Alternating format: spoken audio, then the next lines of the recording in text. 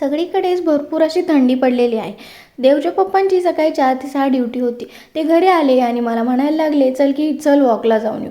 आम्ही वॉकला गेलो. तिथलं मला शूटही घ्यायचं होतं, पण माझा मोबाईलच स्विच ऑफ झाला. ते शूट घेणं राहूनच गेलं.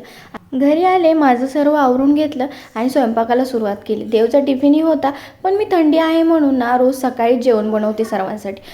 आज जेवणामध्ये मी गवारीची शेंग आणि त्याच्यामध्ये एक बटाटाही चिरून घातला होता आणि अशी एक पहिल्यांदाच केलेली एक्सपेरिमेंट होती, पण भाजी चवीला खूपच छान झाली होती. आणि अशा एक्सपेरिमेंट बायका करतच असतात.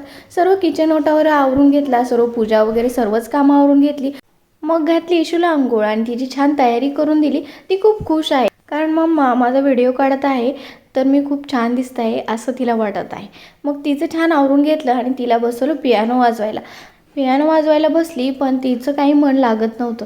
ते पियानो वाजवणंही ठेवून दिलं, कारण देवदादा असेल तर दोघांनाही ते वाजवायचं असतं, पण तिला एकटीलाही वाजवायचं नव्हतं. आणि मग बसली या डॉललाच घेऊन, तिच्यासोबत थोडीशी खेळली. आणि मला इशूला पाहिल्यानंतर ना माझे लहानपणीचे दिवस आठवतात. तुमचंही असंच काहीचं असेल ना तुमच्या मुलांसोबत, हे मला कमेंटमध्ये सांगा. चला तर भेटूया नेक्स्ट व्हिडिओमध्ये. बाय.